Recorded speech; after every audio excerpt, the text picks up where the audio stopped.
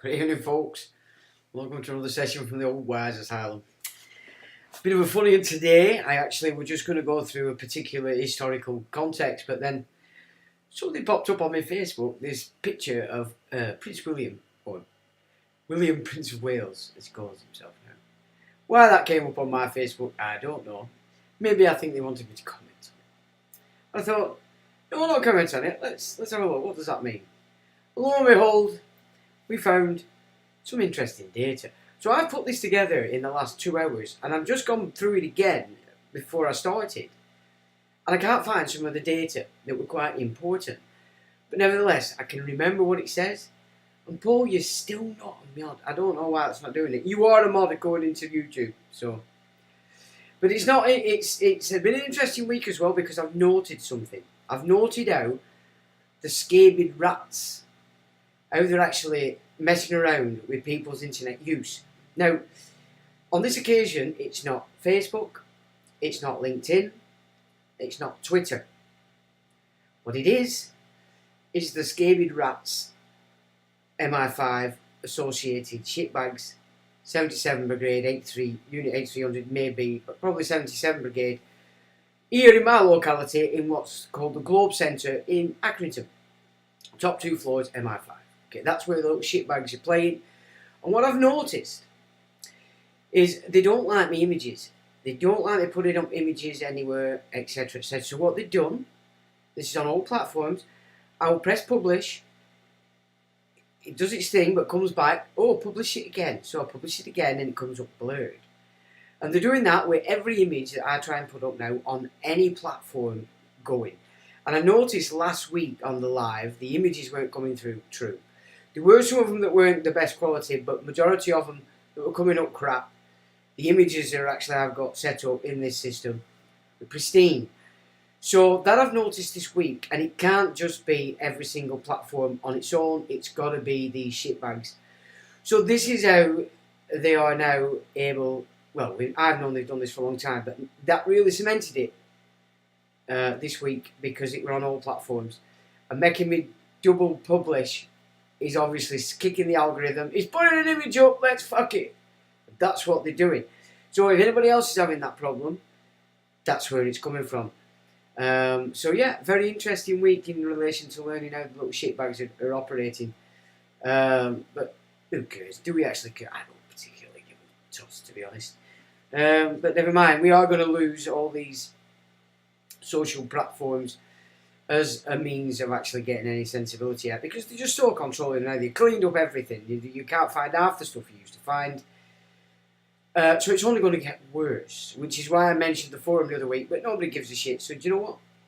I don't give a shit either. So there we go. So not much really taking notice of the news this week, but I did notice that the actual Egyptian New Year, or one particular era of it, its New Year was September the 11th, which I thought were quite interesting. Just if we look at Ukraine, I mean, we can see now that it's definitely a killing field. You know, anybody's still got these ideas of being Rambo and going off to fight Russia, forget it. Okay, they've raised up a new Hessian. So we've got Eric Prince and his Happy Bandits.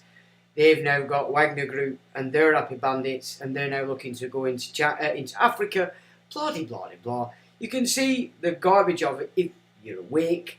That it's just a nonsense with Wizard of Oz behind his curtain, pretending to be all powerful, but does seem to have everybody hooked and brainwashed and programmed, and so they dance it. But ultimately, it's just such a game. And this Ukraine, it's a killing field. In June and July, 42,000 people, soldiers, have been killed. That's a lot. 42,000 in 2 months. It is a killing field. That's all it is. It's just another Somme. Yeah, it's another Gallipoli. It's just their way of getting rid of healthy. Well, oh yeah, healthy if you've been jabbed while you're in the military, I don't know. It's just a killing field, and as they can expand this and pull others in, And now you're talking about looking in Africa, you've got this Niger issue, you've got all that garbage, which is just pure pish. I mean, they're saying that France is really bothered because it's the uranium. Nobody cares about the uranium anymore because Australia's got the biggest, and they found another one in South America, which we've discussed on previous videos. So the uranium game is bagged. It doesn't matter about what's going on in Africa. If they say it's for that, it doesn't. It's garbage. They've got the uranium. In Australia, they've got it in this new one that they're setting up in South America. Yeah, out in China, out slowly, as we know that's the ability they can do. Because it's been mined by America and affiliates, and China just process it. They're creating processing plants at this South American find, which is huge, potentially bigger than the Australian. And on the Australian has actually got it cornered. It's the biggest uranium supplier by far. But of course now they're going to set up this South American one as well. So uranium's not really in it. It's just another way of this dark shit system replacing. So what the old part of the empire was, and how it had every nation cajoled and working for it, or fronting it, as it were. It was always the Hessian doing the fighting. The militaries would just go in to administer, and that's basically whether it were the British Empire, whether it were the Dutch Empire, the Portuguese, the Spanish, or the French. Basically the Hessian were doing the fighting, and then in would go the respective militaries to administer, set up an administration's gig while it was under occupation. It would appear to have been centred in the West for a long time. Well, they invaded the East and did the same in the East. Now they're coming back to envelop and replace this so-called Western part of the empire and replace it with these dumb as shit numpties from all over and everywhere that you wouldn't even take your grammar. You know what I'm saying? So we've discussed that. That's going on. It's just a replacement. You can see that with Sunak. You can see it with this Jock up there. There's a few in Europe now. They've also got this Indian face. British Raj of the Empire coming in, and they're just giving it to them. It's not like they're actively, they're all puppets. It's just the Empire shifting a new bunch. And all the politicians today are complicit. Doesn't matter whether you're Conservative, whether you're Labour, whether you're Liberal, because ultimately what they're all actually operating for is this Scottish right. Uber nonsense. Now, we've discussed, have we not, the no-had laws, now commandments, as we saw the other week. So you're savvy with that. You know that this is the new system they're going to put in as a religious side, the one world religion. And specifically, idolatry is going to be the kicker in order that they can annihilate anybody that they class as idolatry. They're blagging the Muslims at the moment because the Muslims are thinking that they're not idolaters because the Jews have told them. Well, it's not the Jews, of course, it's those that call themselves Jews, have told them that they're not idolaters. Yet Saudi's just announced he's building this huge, great wall building with all these houses in for people. But more importantly, this cube in sync with the cube Mecca, etc. So that's idol worship, ready for, after the nonsense, the 200 million man army from China, which they've been building since the 70s. Nobody talks about, which is why they have the world one-child policy stuff. Because in China, their culture is they favour the male, so they were aborting females. That's how it went from the 1970s right up until they stopped it. Not that long ago. And they were building specifically, having overburns for males, and that's what they've been building. You can see signs of it moving into the UN kind of things. We've discussed these barges that they're trying to get going. You've got idiots all over the show. Get the barges going, we need the barges, blah, blah, blah, blah. Because they're not seeing what they need to see. You're going to have a flotilla around the coast of foreign national soldiers contracted to the government to do the dirty work. They can be pulled in and out at will and then took back out there. Nobody's the wiser. Because the police like to lock down everything now, roads, you name it, they think they own the place. Do they not? And you'd nobody get a look in at who these actual guys are that are picking people up or doing whatever, the dirty work, basically. So once they get that established, you're used to having foreign nationals on barges all around the country. As they get these people in and embedded here on the land, then those barges will quickly turn into places where they're taking UK citizens. Yeah, you've got to see it like this, folks. I know that people don't want to see it. That's the big problem we have today is people refuse to see reality because they're cowards, because they're scared shitless, or they're tied into one group or another. They took blood horse here, blood horse there, and they're pretty much tied into it, even though, you know, biblical stuff's pretty clear. You don't take oaths, simple as that. You take no oath, ever. You don't do it. It's not something you want to be doing because it's garbage. But what can you say? That's what's going on. It's what people are doing, and we're stuck. So back to this. You know, I don't know. People may be missing the background noise that's going on in relation to this geezer here. Where are we? Boom, boom. So this is the image that stuck up on my old face here today. I can only assume they wanted me to comment on it because they do like to play games. The guy looks exceptionally smart there, doesn't he? He actually looks like he could be a warrior if he weren't not a warrior. You know what I'm saying? He's not, is he? He's got an Aggie squeezer kilt on, which we've talked. They need it because when they're out hunting, once they get the Aggies, they need to shag it quick. So the kilt is the perfect method. So they grab hold of the old Aggies, kilt comes up, they bang the shit out of the Aggies and turn it in to a dinner, but after they've banged it first. So that's what it's for. So this sword there is actually for him to threaten the haggis so that it sits still or bends over and keeps still while they bang it stupid. That's what it's for. The sporran, as they call it there, is to just make sure the haggis doesn't flick back and bite his winkle. Just their extra protection because they put it on back it. Yeah, that's what that's for.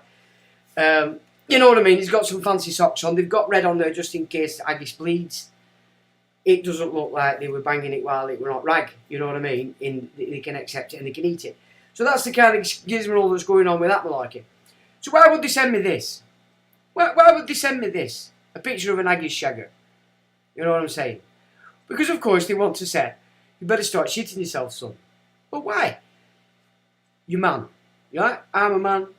You want sovereignty of people like me. Yeah. But I can't give you sovereignty because I can't give you your father because your father hasn't told us what's in the book that he was snogging. That he took the oath to. Now, of course, Charles is running around being Charles. Interesting this week, or last week even, he's been seen a lot to be screaming and shouting and almost thumping his bird, his wife, Camilla. And of course, Camilla, probably rightly so, is a big patron of a lot of these domestic violence, abuse networks. So mine thinking, are we now seeing that Charles is actually beating the living daylights out of Camilla, which is why Camilla's heading a lot of these charities? I don't know, I'm not stating fact, but that's what's come out in the news. Charles is not very nice with his wife. She's heading off and supporting a lot of these domestic violence things. Is there a connection? I don't know. Anyway, we've also discussed in the past how there's no mention of England in this latest shindig that they did this year when Charles pretended to become king. You know, it's just not good. It's just not good at all. So it's all about Scotland, the home of the haggis, okay? But you see, this is another thing. Most people that live in Scotland, and I'm not talking about you guys on the ground, just like us in England, the guys on the ground. This is a hoity-toity gig. So we're talking hoity-toits, okay? But they've been annihilating the Scottish for a very, very long time because they've been implanting these bloodlines, yeah, that shag the haggis, yeah, at sword point. You know, and look, he's got another one here. So if the haggis gets a bit clever, there's another one over here that he's got round his waist he can pull out and start poking it with until it does what he says. You're freezing again. Oh dear. There's nothing I can do. It's computer's up on full whack. It does usually calm down, so hopefully it will. But I can't say for sure that that's exactly what it'll do. So I thought they've obviously sent him for a reason. They want me to examine it and discuss it. Well, of course, they wanted me to discuss it on a comment, you know. But no, let's get. If you're going to go to the effort and send me an image like that, I will dissect it for you. That's fine. So there you go, the old Aggie Squeezer thieves, because they've nicked Scotland, are putting this guy up, because Charles is just running around showing everybody that he's angry, horrible, and a twat, and he doesn't like his wife, but of course this is the guy they want to get on, having everybody accepted and acknowledged Charles kissing this book that nobody has a clue what's in it. You know, so also this week when I was looking at the what the Saudis are doing with their shenanigans, there were a bit of video showing Justin Wellesby, you know, so-called Church of England, bowing, kissing the feet, etc., blah, blah, blah, what may as well have been this Saudi prince. There's something going on there. There's something going on there big time. I don't know what to make of it just yet, except, obviously, the priesthood are really giving Islam the idea that it's safe, secure, because, of course, if you get into the lore of the actual priesthood that's running all this, they see Islam as the broom. They actually say it's the broom of Israel, and that they're just there to do a job, and then they'll be dealt with later. So you can see that they're really giving these guys everything they need to make them believe that that is going to be how it's going to be. So there's all sorts going on.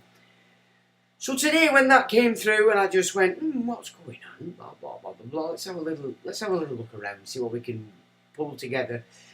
So as I said, there's quite a lot of data that I did find this afternoon, and I can't find it. I don't know whether it's disappearing or what, but it's gone. But what I did find today, and I've seen this before, and I think I've actually got it on site somewhere, but I couldn't find it.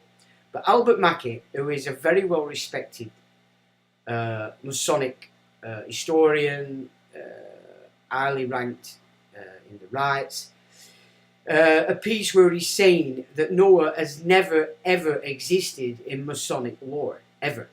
It never existed in Masonic lore until. So we can go back. Now, this is another thing as well, because Robert the Bruce, you know, everybody thinks they were not Christians, these people. These people were Templars. And Edward I, being a Christian, he was, but he wouldn't have had a choice because his wife would have kicked his ass because she were a uber Christian, old Eleanor there. You know, the Charing Cross, which is the remaining cross of the 9 crosses, I think it was 9 that he laid out on his wife's funeral procession back to London to be buried. He was a Christian king and he was fighting the non-Christians, the Templars. Now, this is another blag and another interesting insight into why the Americans really need to get a grip, because they're enthralled and fixed into this garbage that's going on about Trump, the great guy, everybody else a shagass. They're so fixed into that, they're not listening to anything else now. I can see that clearly. They really do believe that Trump is the man. Now, I picked something up the other day where Trump had announced, you come after me, I'll come after you. Does anybody still think he's a Christian? Because the subtlety of that comes in the fact that doctrine is an eye for an eye. It's Old Testament. It's got nothing to do with the gospel. So Donald Trump could not possibly in any way, shape or form call himself a Christian. Or he can, if it's this Carthage Roman version of Christianity. And this is where we're going to take a look now, because I've discussed the first canon, it said, that were put together that we know of by Marcion in just after, I think, 110 AD. Completely ignoring anything and everything in accordance with the Second Temple cult. So there were no Old Testaments in it. It was just purely the Gospel of Luke. Because Luke wasn't a Jewish guy either. He wasn't of that ilk. Yeah, Matthew, Mark and John, they were. Luke wasn't. So the Marcion canon, which was the first collection of books and data put together on the back of what the man did, in about 110 AD, if I remember rightly. But there's more. Because I don't know whether I've said to you this before, that when you get into the guts of this, but from the British Isles perspective, the Druids were clear. They brought over Yeshua, initiated him into the Druid system, or the Celtic system, as it was, and then sent him to Palestine to preach it. So everything he preached in Palestine was under and after the initiation by the Druids, and he came over here with Joseph Arimathea, blah, blah, blah. So that being the case, what we know as Christianity was actually here before even the gospel of it were preached in Palestine. Now, it's interesting because when you get back into English history, the history that you don't get, but you'll get it if you're in the secret societies, is that the first actual Christian king forever that's actually documented was Lucius here, who wrote to the then Pope in Rome asking if he could become a Christian and pull all his flock here under Christianity. This is about 100 AD. Again, same kind of... So Marcion's done his gig. You've got Lucius here, classed as the first Christian king. Yeah. So when you then see... And then you're getting into Caractacus. You're getting into Caractacus. Then, because... well, I'll tell you what. I'll not overrun it. We'll get to the data. But as I said, it's a bit mishmash because I haven't had long to put it together. But there is a method to this madness that I'm going to bring to us, and hopefully I don't lose what I'm trying to say. But it's basically that the original Christian idea was on these isles before Rome come anywhere near it. Rome was still kicking its ass. You know what I'm saying? But interesting, you'll learn from this as well that the British elites here, the Druidic elites, which is what they were, because all the Roman bloodlines sent their offspring over here to be educated by the Druids for a very long time. And it ties back to Aeanus, does all this, which we discussed, was it last week or the week before? So it all centres around the Trojans. So, you know, whoever they are claiming they are, the Greeks, remember they were, attacked Troy, because it were a lot more than just Greeks. I think it's just a bit of it's just an easy name to put on them. And of course, a big part of what was Troy before it fell and after was the British Isles. So the Trojan ideal, whatever that may be, because we only see it as trading block, if you get in historical context, whatever it represented, it was vast and it was huge. And it was, after the fall, was centred here. Some people believe it was here in the first off, and then people talk about Jerusalem here, and that's a completely different gig. You've got to remember, Jerusalem was an idea and a set up by the Templars. Who were the Templars? The original 9 knights were from Normandy. Now, people have this idea of Vikings, so they must be Christian, converted Christians during the wars. King oh God, I can't remember his bloody name, Alfred and such. But not so. They were Angevins. So the bloodlines that set up the 9 Templars originally were Angevins. They called themselves Jewish. Okay? That's what they called themselves. They set up the Templars. Then they launched themselves onto the British Isles and set themselves up as Christian. That's the 1066, the feudal system. So look at what they've done there, how clever that is. First they set up the Templars, then they set up what everybody'd expect and accept on England as Christian, and then in come the Templars into Scotland and start attacking Christendom. But the same bloodlines are controlling both. The same is what's going on today with Trump. It's all the same gig, and the Americans seem to be so transfixed to this. There's nobody outside America getting a look in the American psyche, which is unfortunate for the Americans, I have to say, because Netanyahu at the moment is changing what the Supreme Court can do and say because he has to do. All or most of the evangelical leaders and pastors in the US all support these moves that Netanyahu's playing out, even though almost the entire Israeli population below government level, and remembering government level is nothing to do with Semitic race, nothing to do with Middle Eastern Jewry. These are Russian Khazars that have almost completely took over the government. In fact, you could say they are the ruling class in Israel. So that the Israelis themselves are the ones that follow Judaism, not so much Talmudic, kicking off left, right and centre. And still, you know, these pastors in America who claim to be all for Israel, they're not for Israel, they're for the elite of Israel. Because if they were for Israel, they'd be listening to what the Jewish people would be saying, would they not? Yeah. So America's in a bit of a dilemma at the moment, in my opinion, because it's just not looking, it's not seeing anything outside its own narratives. And you've got Joe Rogan, but all these fruitcakes are pulling and keeping this game together in there. You've got aliens coming out all over its shop, fruit bats galore are jumping all over it. You've got this Bigfoot going off everywhere, monsters going off everywhere in these national parks.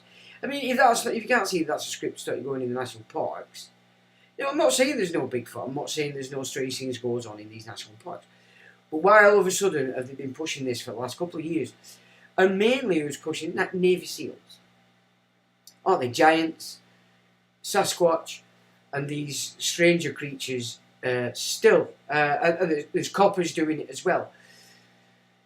You know, it's all just diversions there. Because if you have an interest in aliens and all of a sudden now you've got something to go off on, you're not looking at what you need to be looking at.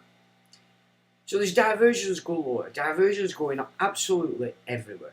So before we jump into that, who's joined in tonight? Let's have a look. Mew says, good evening, Sean. Another session, indeed it is. Paul says, good evening, Sean, and everyone. Good evening to you, Paul. PY Music, evening. Oh, Paul, I have no idea. According to YouTube, you are a mod. So something's stopping that. And with what I've learnt this week, I'm pretty sure it's them shitbags at Globe Centre. So I hope the auditors are getting all registrations from them car parks in Globe Centre. Paul says, see June. Anita says, hi. Hello, Anita. Jace, what are you doing up at this time, you old China? You're just quiet. Oh, Kiko, no problem, mate. That's not a problem. But if you are watching, just put yourself up, then I know you're on. And then if anything does go afoot, at least I know you're there. You can knock it off. If you would, mate. Thanks for that, Jace. Nice to see you still around anyway. Mew says, hello, Jace. Good. Stuart McKenzie says, I can't receive notifications when you go live, Sean, lad. You've got some sort of kids mode. Yeah, I have to do. For a long time, this channel has been on Not For Kids. Now, I know that has massive connotations in relation to it doesn't get promoted by YouTube. But that's fine. I don't mind. I'd rather have 40, 50 interested parties sat here listening and taking part than 14 million fleabag nut jobs that are just putting that much shit in the chat. Nobody can see it, and I certainly can't answer people's questions and points. I can't. So I'm quite content that if there's 48 or whatever, I think is maximum we've had lately. But bearing in mind, that's garbage. When I turn off this, you're looking at least 140 people, okay, have been on that in that time I'm on. So it's all being controlled. And I'm not so sure nowadays that it's actually YouTube itself, Facebook itself. It's these shithouses in these local intel hubs that they've got set up in your industrial estates, you know. So industrial estates are built around these intel hubs. The universities are nothing but intel hubs. And then a university around to cloak it. That's what we've got, and that's where this stuff is going on. Yeah, I know about I'm not going to put it to, because it'll come into all sorts of problems then. I did at some point last year try to, if a video weren't, there were no effing and jeffing and it was quite calm and it weren't too severe, then I would try and put that video for kids. Well, the YouTube account went completely nuts. It didn't like it, blah, blah. I just thought, sod that. We'll keep it on that. But you don't really need to get notifications, guys. Every Sunday, unless I say otherwise, there's a live stream. So, I don't know. You can't miss it on that. It's always there, unless I put it up, then it's not. Which has only happened a couple of times. Even if I'm not in the mood, I've usually got something put aside that I can chat to you. Because there's no rules and law says I have to do 2 hours, is it? You know what I mean? I'm sure you've all got better things to do than listen to me rabbit on for 2 hours every Sunday night. So, yeah, it's not a problem. Cos says, hey up with the Hulk and the pink hand. No, I'm unable to change that. What you're unable to change? What can't you change, me old China? Cos says, I need you to shapeshift for me. I'll try my best. I'll do my best to do shapeshift. Okay, and then we can worship Mr. Ick, can't we? Because he's right. Well, anyway, I'll try. Kel says, it's meat grinded by design. Kel says, Ozzy here. Hello there in Oz. You're up early, I have to say. We have heaps of uranium, several mines with a couple of hours driving me. Yeah, you're the biggest supplier by far. You could actually... This is probably the reason why a lot of the Israeli elites, maybe of old, and not necessarily these Khazarians, but then no, they are going, because you can see what they're setting up there. They're going to annihilate all the Jews in Israel. You can see it coming. That's what's happening. You can see Pike's Third World War gig starting to kick off. They're burning Quran. They're burning everything and saying you can't burn Quran, but we'll burn the flag. It's like, so you can see they've got this kick-off going amongst the retards, you know, on both sides. I mean, why would you stand outside a place and burn it? What does that solve? Absolutely nothing, does it? It's not going to... All it does piss everybody off. And of course, if you're going to burn somebody's flag and effigies, etc., like they do, that's going to piss everybody off. So the kick-off, obviously, is assigned to the retards, the low-grade fruitcakes. And of course, remember, all these immigrants they've got, this is the dirty work they're going to have them do. So the people who run around with knives on a street, looking far too tough for my liking, to be just off the cuff. These guys know they can do it because they've been sent to do it, and they know that no matter what happens, or as long as they don't get killed, they're not going to be in prison. Yeah, that's what's going on, and that's what these barges are being set up for, so they can just pull them off every night and push them back on. Nobody's the wiser. Until they can get embedded in on land, because everybody's even more stupid, and then them barges will transfer to be something completely different. Let's have a look. Aussie, yeah. So there's two. Yeah, you could actually become one of the pivotal power bases on the planet in the future because of everything they're mining. Now, because there's not that many of you over there, I've been looking at stuff lately, because obviously I've dipped my toe back into this juice nonsense because there's been a huge rise in it again, purchasing the tests, and of course they all have one thing in common. They all did the deed. So I've been talking to people who are, yeah, it's cracking on, it's coming back, they're all, and it just seems to be, ooh, so I don't know whether... See, now interesting as well, now I know we had a full moon this week, but it's been an extremely strange vibration, I would say. And it's been noticed by others because I've asked people. Because I've felt it this week, and at the early part of the week, the full moon, it was quite intense for a couple of days. Nothing seemed to be going right. You could tell everybody were having a bad day. Wherever you went, people were driving like psychos, they were ready to burst. You could just sense that. So I'm thinking, is it now, because it's embedded, is it now just a case of playing with these frequencies, pushing out from these towers and nobody has a clue what they're really doing? They're doing a lot of new works to the traffic lights, I've noticed. Have you noticed?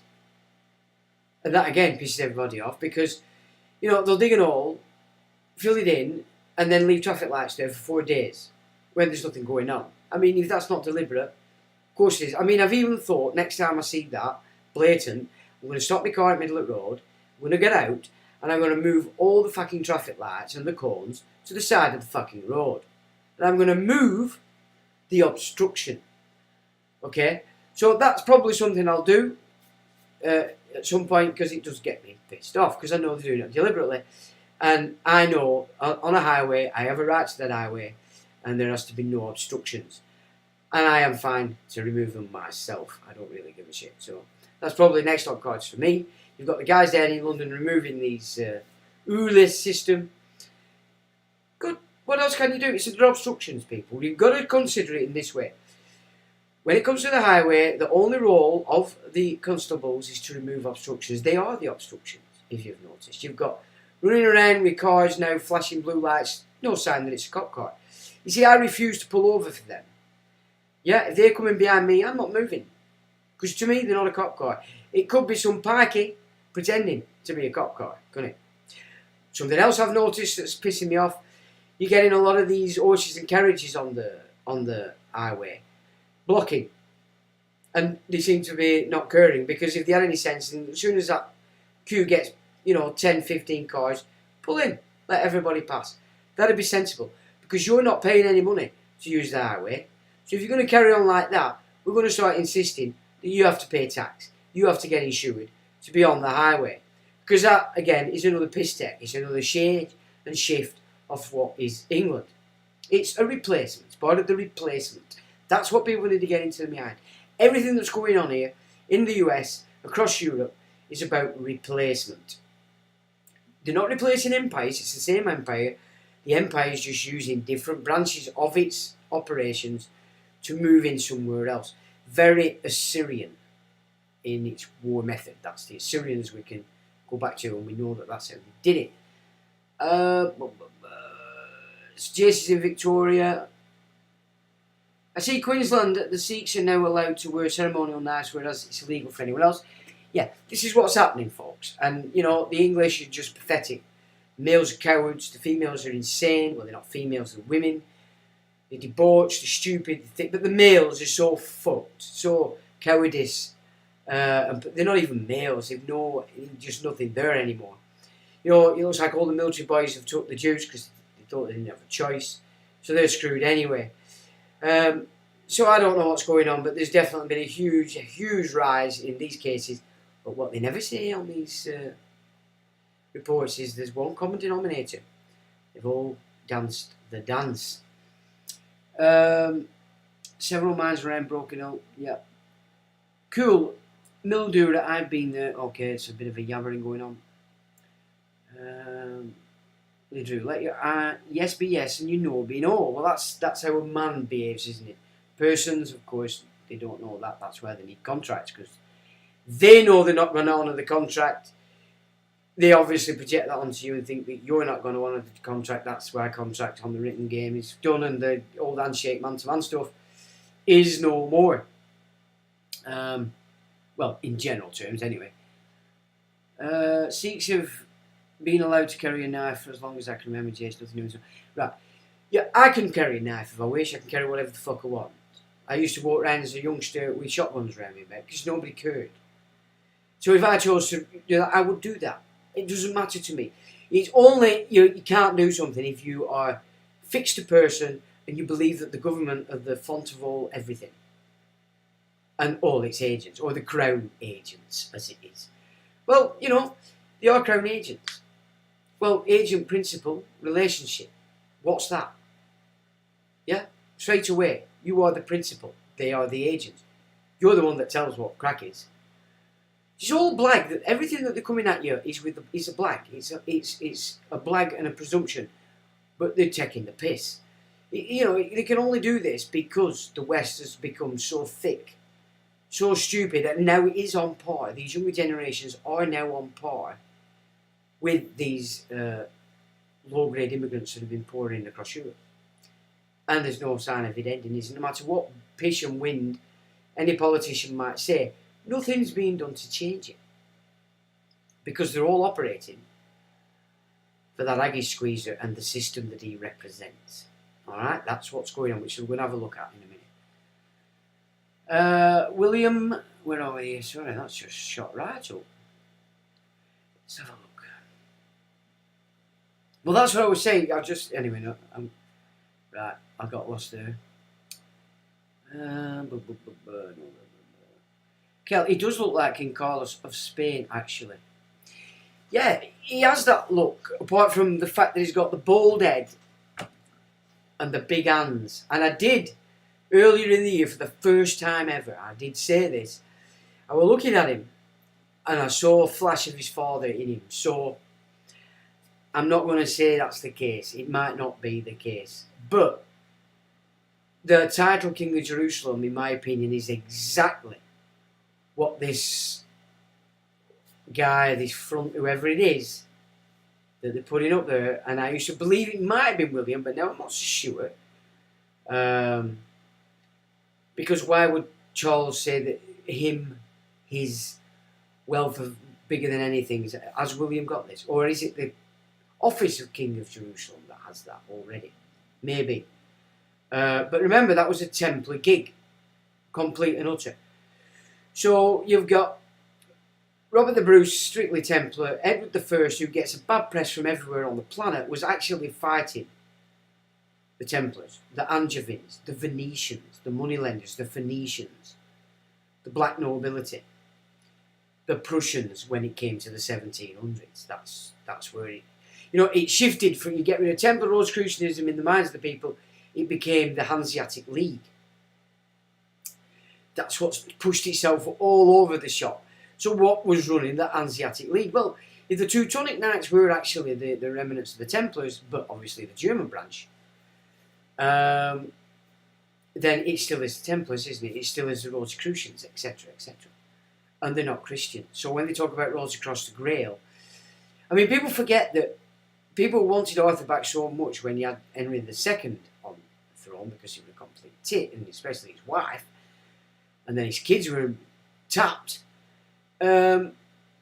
commissioned the French poets and writers to eroticize and fantasize a much bigger story of King Arthur the Round Table.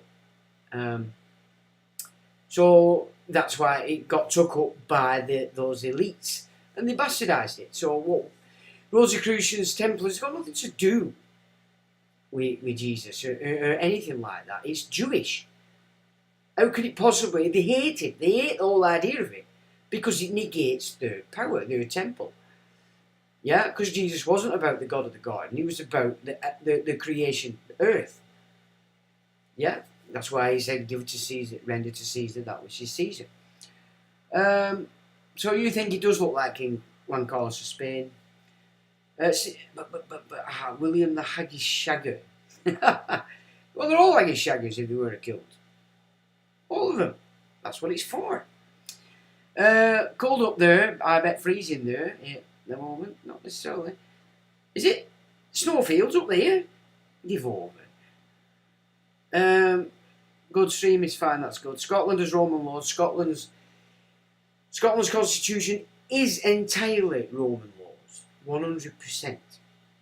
Now, let me just put this into perspective as well. Because although I'm saying that the original ethos that were born from the work Yeshua did in Palestine began here, because it was here before anyway. If you go with some of the old stuff, it was the Church of Isa kind of thing, a druidic system, a complete. When we said druid, the druidists were in there as well, the underworld boys. It's complex, and you don't get much on the druids. Which is why the actual video of that I have on site of the last Gaelic druid, as said in Ireland, his data is important, because he actually probably gave us more data on the actual druid system if you're outside of it than you get from the millions of books. I've read some books, and some of them books are like that.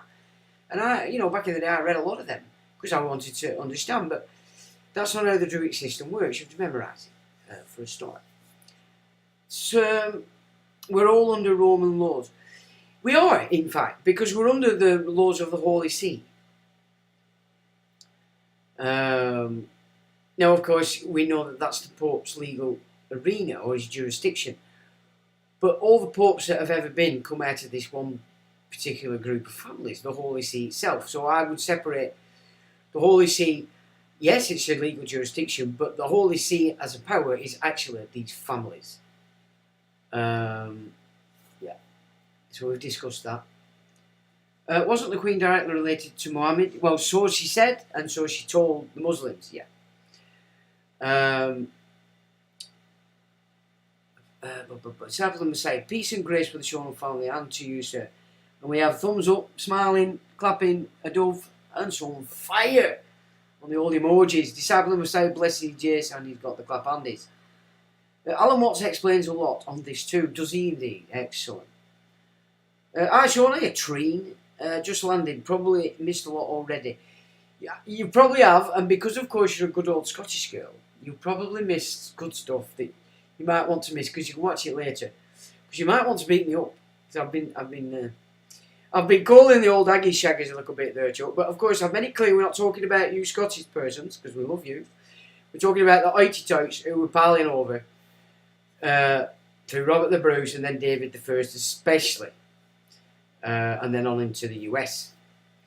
Mupit's clapping the hands. Anthony says, "Hey Anthony, interesting. Can't remember off the top of my head, but came across something cross-referencing the Templars originally being linked to the ancient order or followers of Horus." That might be Sean Ross that's give you that idea. Sean Ross, he has some good data, but he's missing quite a bit as well, in my opinion. Or let's just say, stuff I studied in the past, I don't think he has. Yes, there is an Egyptian connection, but you've got to understand that Egypt has been the playground for many different cultures in its time. And because they were in Egypt, then everybody just classes it as Egypt. You see hieroglyphs. It's back to that image that they put in, which prevents you from actually seeing what they see, they're writing, what they're speaking, because you're seeing the fake picture. So you mention Egypt, you think hieroglyphs, you think pharaohs, when in fact, a big part of what we're dealing with today was what was set up after Alexander the Great and the Ptolemies.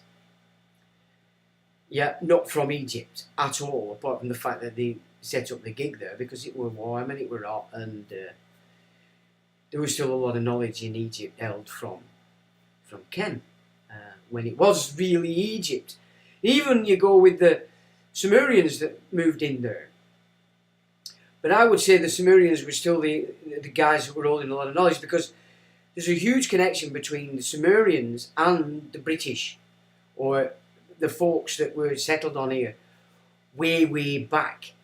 And you don't necessarily, again, a lot of the stuff that we do think we know, Tuatha De Danann, Fomorians, all this kind of stuff, again, could be a bit of a deflection as well off this fact that a big chunk of those known as Sumerians that have been in Egypt did actually come and settle here. I think, what's he called? Nearly said his name then. There is an author who at first, when he started writing, I quite enjoyed his work. He presented it as though Queen Scotia had come up, and that was the origins of the term Scotland. Again, interesting data, but then when you get further on in his newer work, he were all Templar. So Egypt, in and of itself, is a bit of a misnomer, because there's that many cultures that have settled there and then had a power base, and people just automatically in their mind see Pharaoh, when really that's not the case at all. It's not the case at all. Horus, interesting. All I've been seeing in these last couple of weeks is falcons. 3 at a time, which is unusual. You might see 2 peregrine falcons quite often, actually, because they do tend to, if they're not nesting, they do tend to be close to each other. But a lot of time they're up at height. You've really got to look. But it's unusual to come across 3 kestrels, 3 falcons together, and I've seen that twice this week, just this week alone.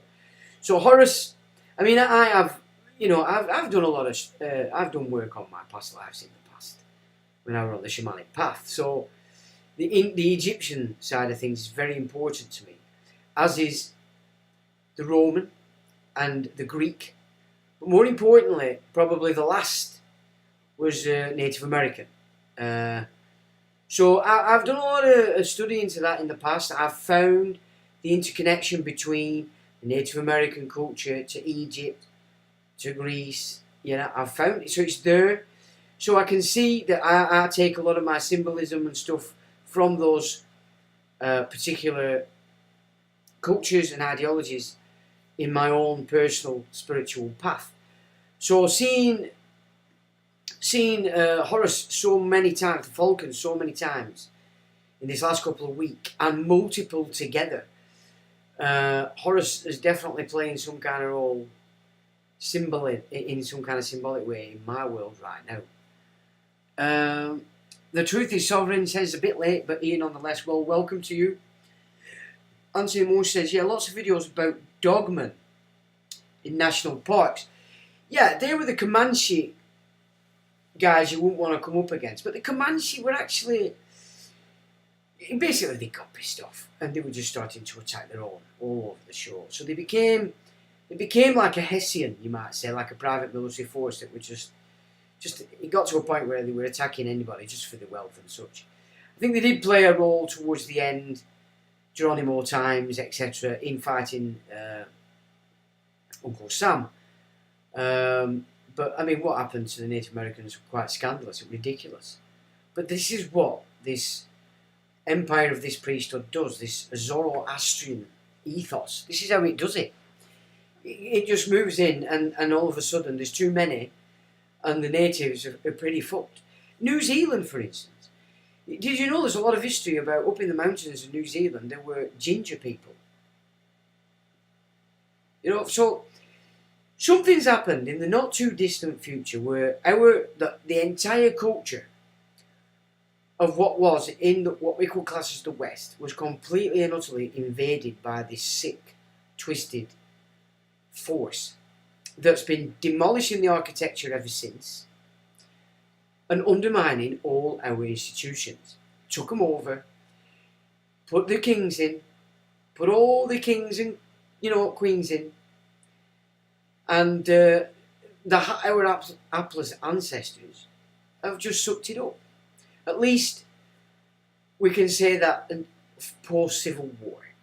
Before that, it's not clear what's what and when, and we only get to know that from the pens of monks. Roman connected monks. Now, of course, let's not forget the Templars, Knights of Lazarus, all these orders were commissioned by the Holy See. So, not necessarily the Vatican, but the families that make up the Holy See, each on their own individuals, were setting up their own knightly orders. So in essence then, they're getting papal commission. But in the back door, because the popes had to pretend for a long time that they were purely Christian. Yeah, so the Angevins set up the Templars and the derivative knightly orders. Yeah, they're not Normans, forget, it's not Viking, get that picture out your head when you see Angevins. There was a mix of the Varangian Guard because, of course, we're looking at Byzantium. Yeah, we're looking at Byzantium originally. And the bloodlines in there, they allowed the Ottoman Empire to be built. The Venetians and Genoans, mainly the Venetians, opened the door, so they controlled that. That was another part of the system. So they've always been moving the East back, invading what the West has built as it's run ever westward. Yeah, dogmen. Yeah, you'll find it a lot everywhere because they're using the Native Americans like you wouldn't believe at the moment. And I think there's a lot of bots creating groups on Facebook and all these other playing up the Native American gig and say, oh, blah, blah, blah. You can just tell it's garbage because of the way they're playing the thing like it's. So yeah, there's a major move. They're just bringing up everything now to replace what's been for the last couple of thousand years, so they can give the Remainers an idea that it started again and everybody's lovely. No, it's going down the food chain to the lowest of the low, the real numpty people that they're pushing in because they need to eradicate all intelligence outside of the self. Because you've got to remember, the one that they're preparing for, Charles has come out and said he's sponsoring. He only has a short time, he only has a short gig because he's of his tits. But it's the legacy after that's the problem. Once he's done his gig, then it sort of activates shitloads of psychopaths who are going to hunt down everybody that's not circumcised.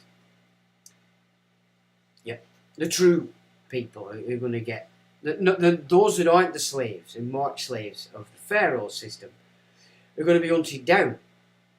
So he's going to come do his bit. That's probably all going to mainly go on over in the Middle East, I would say. It's after that. It's what he sparks in these uber fruit bats, the fanatical idiots that they're going to create. It's going to be like a huge new inquisition where they're hunting down it.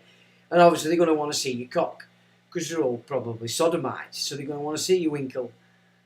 You know what I'm saying? And then they can chop your head off. Because of course, and last week somebody did say, who's been given the power of the gallows? Well, we have discussed that in the past. This is on the 21st degree, Scottish Rite Freemasonry, the no-hide judge, 21st degree Prussian Knight. Okay, we'll have a look at it again. I've got it up to show you, to remind you. Oh, you've just reminded me. Now I've just remembered where Albert Mackey's piece was, because it's important. Because Masonry isn't what it was originally. Yeah, it isn't. It's not upholding anything Christian at all. Nothing. And Albert Mackey is very succinct when he says, Noah and any of its mythos isn't to be found in Masonic lore.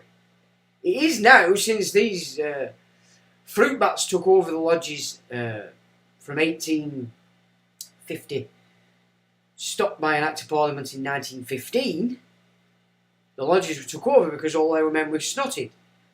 Again, this is what they're going to... So they killed 42,000 men, soldiers killed in June and July. It's a killing field.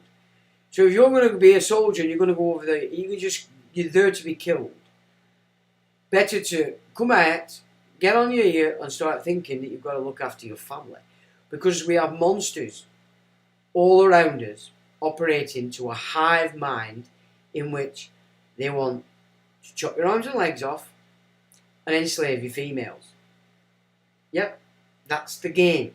Now I know it sounds like we're going back 1600 years, but that's exactly what this culture is. It hasn't moved for 1600 years.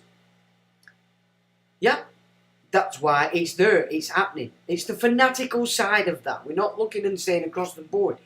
We're looking here at the power, what the power is playing. Because when you know what their theology is, then you can see that everything they're doing makes sense. Nothing is without real motive and meaning. But if you don't know the theology of the screwballs at the top, it's difficult to then see it playing out in real time. It's gone and done it again. It keeps flicking up right quick, this. Hang on. Yeah, we're going to... hang on. Here we go. I'm usually here, Sean. I've just remained quietly watching. Yeah, cheers. Treen says, Temple name Baal Nan Tadok was the Knights Templar's first settlement as they built their third temple in Rosalind Chapel. Maybe not, Treen. You might like this, what's about to come. And I hope I don't cock it up. Trolls are not being directed here, thankfully. No, we're lucky, I think. We are actually quite lucky. I think what it is, they know this, the kind of data that we discuss on Sunday isn't for fruit bats. It's not for half-wits, is it? You've got to at least have some good knowledge of history. And you've got to have some knowledge about you to want to understand this stuff. Because you know it's important that we do understand, because everything that's going on at home is being done so on a blag. And it's working because we don't know the blag.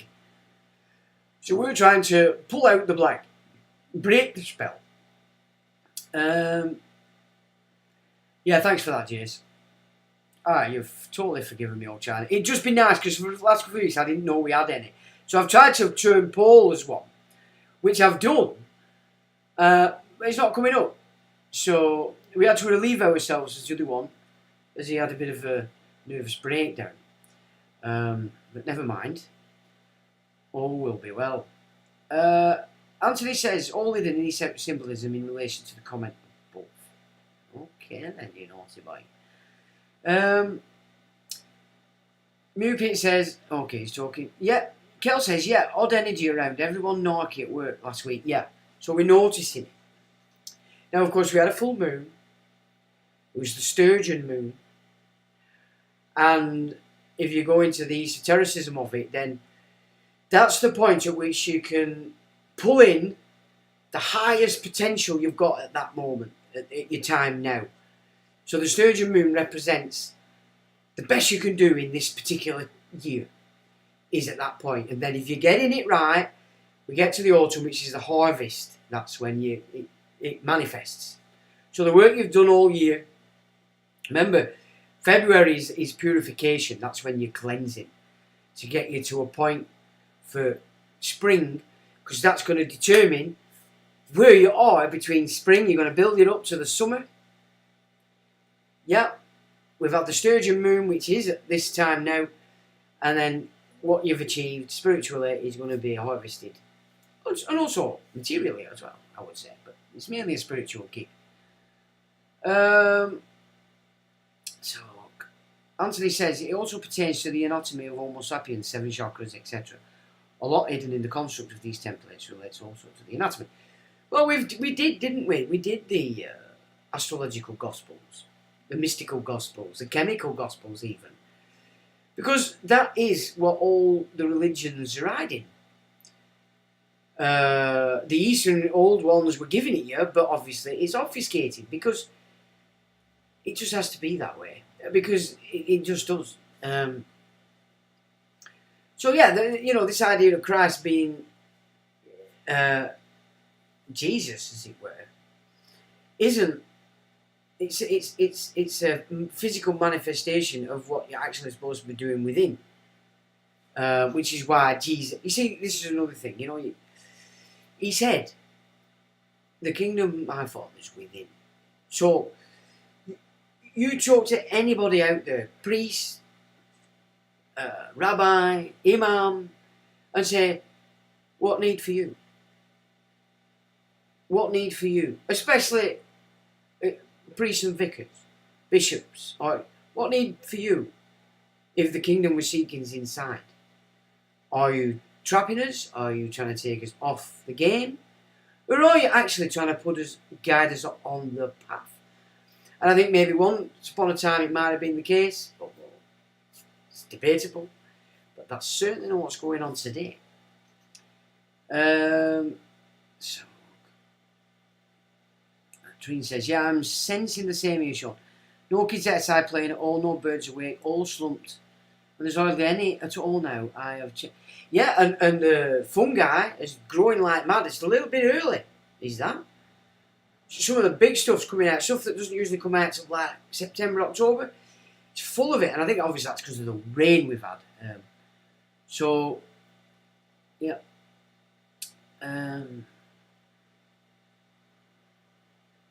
5G ultra wideband now available in Philadelphia, USA. So, well, we've got 6G going up everywhere here, but it's all in lines. It's what I can see is everything we've paid for, which is underground and copper, the military one, and they're going to give us this cheap, shitty bag of shit that's on telephone lines. That's what I'm seeing. If we let them get away with that, serves us right. Frequency has been on the topic around me and the wife and friends the last 2 weeks. Yeah, there's definitely something going on.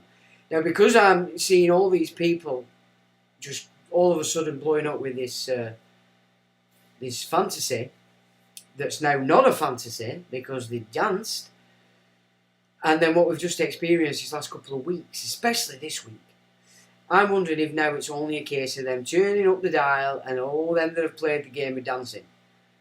And I'm pretty sure that's it. And of course, even if you haven't took that stuff, you can still feel the shift in the frequency. I think that's what I'm seeing anyway.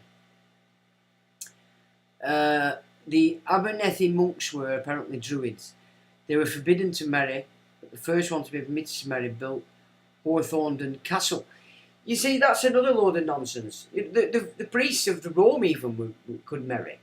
It wasn't until the Templar, the knowledge they gained in the Crusades came in, the Talmud stuff, that all these things, the priests weren't allowed to marry, and all these big changes that have come in. That wasn't originally the game, so I'd be surprised if the Druids couldn't marry because they had a lot of, they were big on sexual rights, were a lot of the Druid, or are a lot of the Druid rituals. And same with a lot of, you celebrating the quarters, like the Mass, Samhain, etc. They are, in essence, a sexual rite. Rites of passage, initiations, etc., etc. Which, of course, we don't do anymore. You don't initiate the kids anymore, do you? They don't have that initiation. That's why they never shift from boy to man. That's what the schools have done to them. They're not allowing them to initiate by conquering fear. It's cotton wool. It's safe space. It's all that malarkey. They've removed their ability to initiate, to shift from boy to man. Yeah, that's what's happened. Now, even that in and of itself can't work because the Generation X we were doing that all the time. But even my generation, the majority of them, pathetic. They're weak, feeble, and in a lot of cases, alcoholics. Well, there you go. Alcoholics are not nice people. They are schizophrenic. There's the character that they are when they're sober, but then when they've had alcohol, the demonic paradigm comes out and they twist everything that's happened in the day to something it isn't. But and that's a schizophrenic. That's a schizophrenia. But it's the same with certain drugs. Some people are just naturally schizophrenic anyway because they've been messing with the occult. But that's in a lot of my generation, and most of them are popping that every night, and you can see it in them, which is sad. Can the lily wave be transmitted through these earpods that all the toads were? I've got a lily wave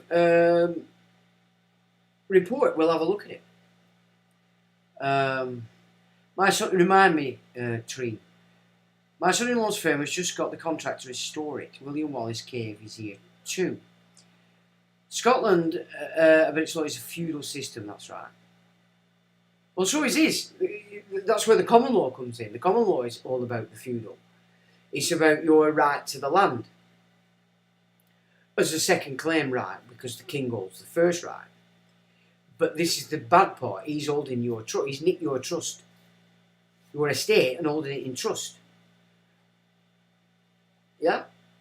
So as soon as that trust is created, you're on a second right to land. The Baron is on the first. Sorry, the King's on the first right, the Baron is on the second one. The equity is a third right claim. You're nowhere. You're identifying as a title owned by or controlled by, let's say. The Crown. Now, it's been an interesting couple of weeks because I've been into this really high-end shit about looking at reversion. And, that's gone a long way, believe me. And then I've gone back to basics as well. Bill Turner. And, it's been such a good thing to do because it's reminded me of a lot of things I'd forgotten because I've been dealing with this other side. But it's equally important that we remember this stuff, because if you're going to pretty much take control of your estate, you're going to have to know this stuff. So it's been a right interesting couple of weeks while I've been going through some of this data. Do you know about the pyramid in the grounds of Balmoral, said to be a memorial from Victoria to Albert? No chance. Yeah, I do know. I have. You see that, back in the mystery school, that's all the kind of stuff that I was studying. Heard about something along those lines too. Tes Surrikins. Wonder what the significance is of seeing 3 falcons. Yeah, well, it's very significant, and it's a first for me, twice. So there's something very important going on for me at the moment in that respect. And it's interesting, Claudio, he plays with his stuff, and it's very in sync. Everything that's going on. Claudio, in my opinion, and I'm talking about his astrology, he's onto something, in my opinion, with his astrology. Definitely. Yeah, up the true head is a Scottish chick with tats on her face. Okay. That would be name stealers. That would be right. Cal says in New Zealand they were small people, furry-like, that lived in the forest. Yeah, and they were ginger and green and blue-eyed. And they were terrified of the population. There's so much we don't know. How long do you think the takeover has been going on, Sean? Well, I did some works, some essays and papers years ago about you can trace this from whatever time Atlantis was, and I'm not so sure it was 10,500 years. I think Atlantis was a lot of the monuments, that we look and say cavemen did, like Stonehenge and Avebury, and I think they were operating with that technology, and I don't think it's as far back as they say, but obviously it got took over with the dark side and started throwing its weight around. So I've actually put a paper together to show that it's always been, it's never been static. That this is the sort of story of man. Because if you go back, you keep going back and back and back, and we seem to be far more superior. It's when they start messing around with genetics in the garden and previous. So you're getting titans, you're getting the idea of giants, etc., etc. So I don't think there's ever been a point here that it's actually been whether it's a fault or whether that is how this place works, because it is tested. See, there's a narrative within some of the occult side that where they believe themselves to be the testers of man, and that their work, even though it's sinful, is spiritual. Well, I suppose if you were to accept that this is how it is, because it is about where we are in ourselves, and that basically how we're reacting to stimuli, and that of course then works in hand in hand with how we understand or comprehend what it is we're experiencing, could bear fruit. But they believe it. But then you look at Shabbatai Zevi and Jacob Frank, and the fact that you do sin to bring them. Yeah, no, maybe, I don't know. So maybe it was. There is a perfect balance to be had here, and we can live in absolute a golden age kind of thing. But if that's the case, the only sort of tenets of that we have is when an empire's just took over somewhere and peace reigns for a while they're all, happy because they've just gained a lot of mammon. So, but it's fleeting, isn't it? It's fleeting. So I don't know, I wouldn't like to say, but I have done a paper. In fact, I think I've done some on the website. If you go on the website and just put in Essenes, I think that's probably where I pulled together a lot of different reports I'd made in the past and formulated it into that. And it shows a stream from pre-flood and how the two sides have consistently done battle right up to today. So yeah, I don't know. We can't say we know anything for sure, can we? Let's be frank, because we are exploring. But what we're ultimately looking for is, if you're on a spiritual path, you're looking for how is it that we are supposed to behave? How are we supposed to be existing? What are we supposed to be emanating? So you've got two choices pretty much. You've got two creations. You've got Genesis 1, where the Elohim plural create man in our image, as they say, again, plurality, it's a conversation, and they claim to have created everything, the heavens, the earth, man, animals, the lot. Then you have this second gig, full of commandments, full of rules and regulations. Those that were in the garden were guarded, they couldn't get out. Yeah?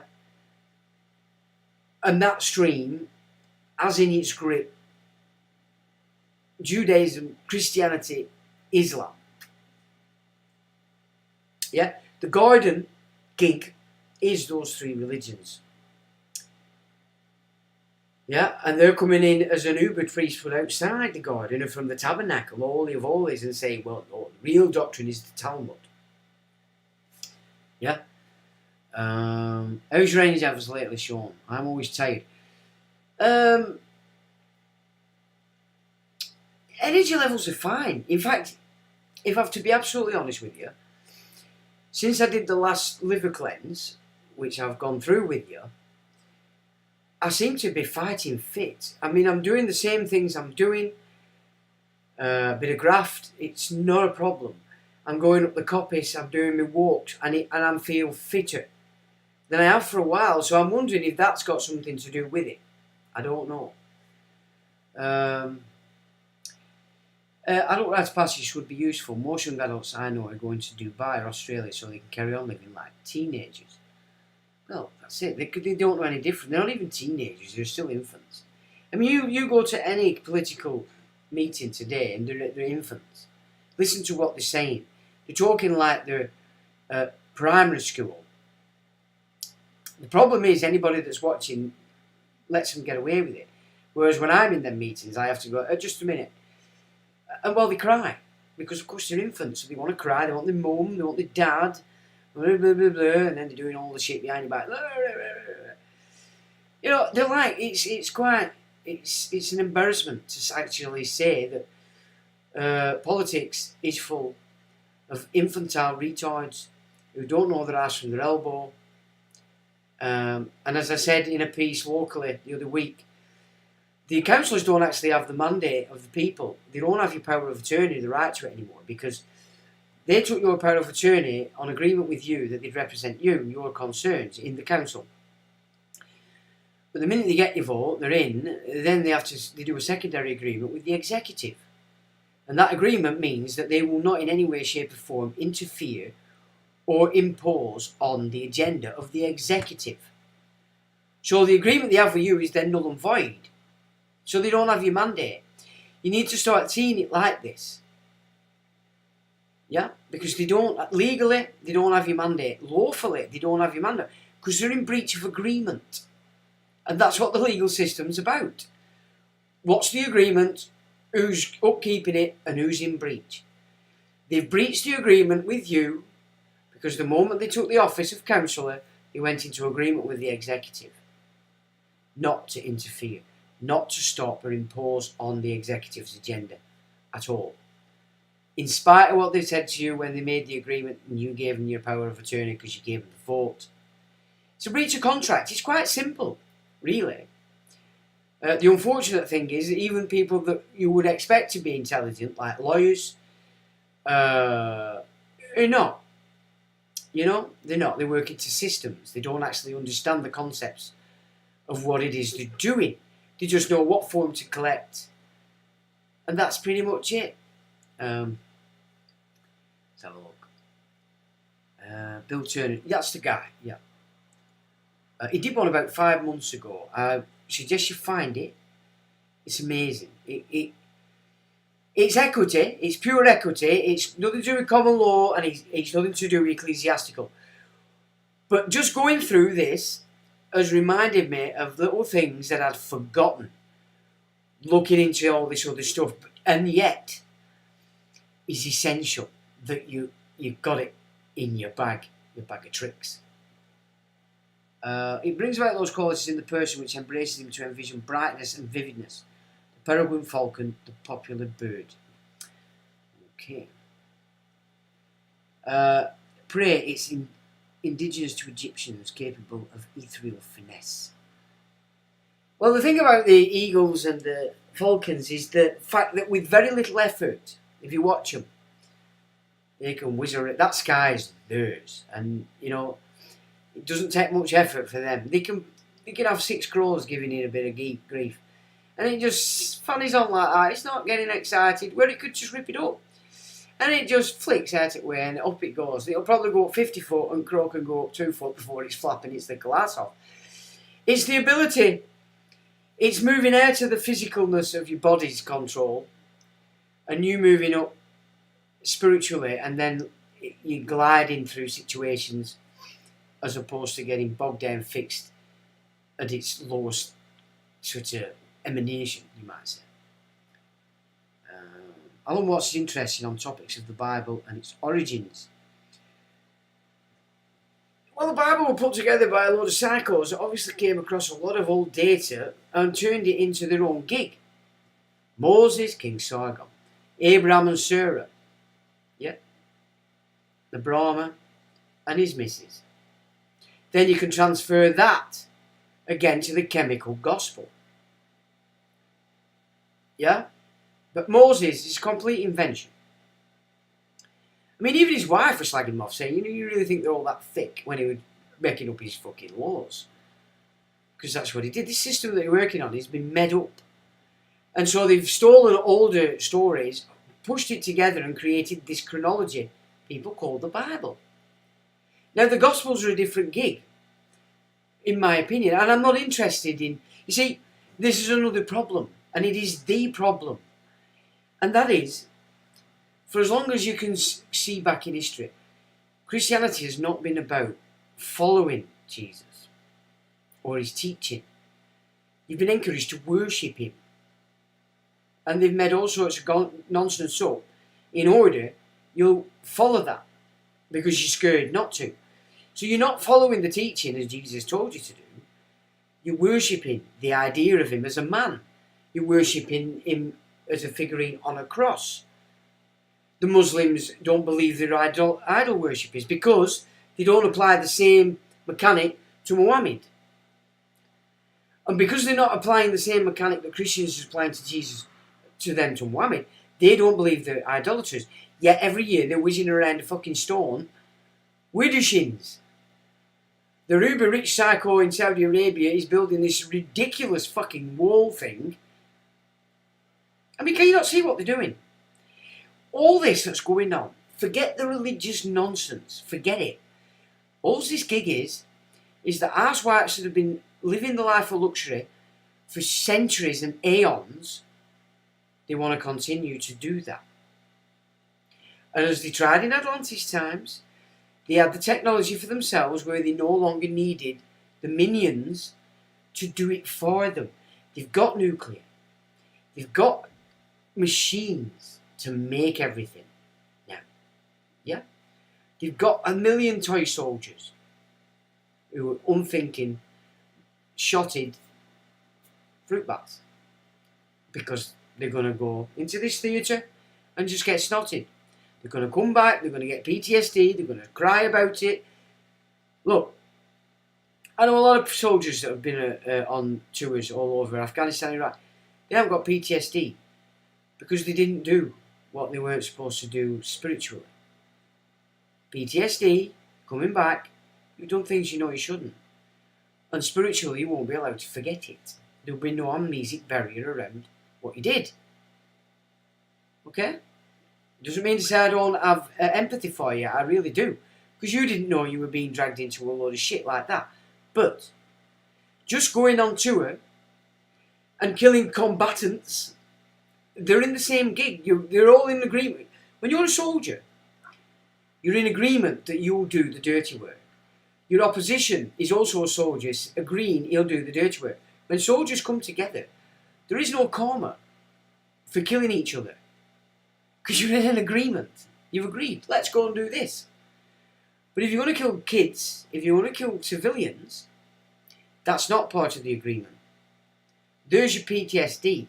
There's your trauma when you're coming back. You've done things you shouldn't have done. It's simple. Yeah.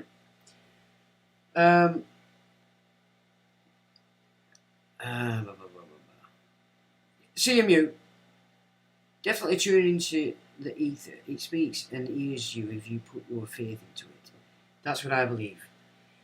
Well, there's different dimensions. Okay, your chakras again. They're all operating on different frequencies.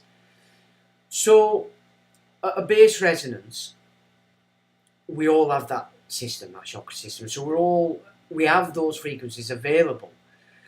But it's when you start playing up here, your third eye, your pineal, your other, because there's not just your pineal gland as well, there's more involved in what we would class as sight.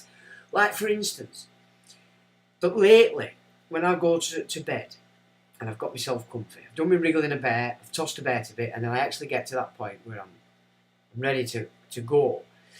My third eye's been activated, and I've been given pictures of things. And they're getting more and more intense, i.e. like 4K. And so that's going on as well, and I don't know exactly what it is that's it's leading to. But I'm getting a lot of that. Not every night, but just sometimes. I'm probably relaxed, I'm cosy, I've not got any concerns going on, I can just get to that point. And all of a sudden my third eye's giving me a picture. It doesn't seem to have rhyme or reason, if I'm saying it. It's not like it's trying to tell me something at this stage, or like it wants me to see something.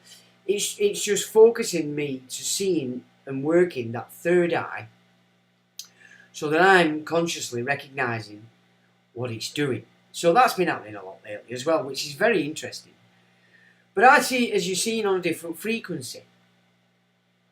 You're down here alive, you're grounded here, you're earthed here, but your paradigm is bigger than just the third dimension.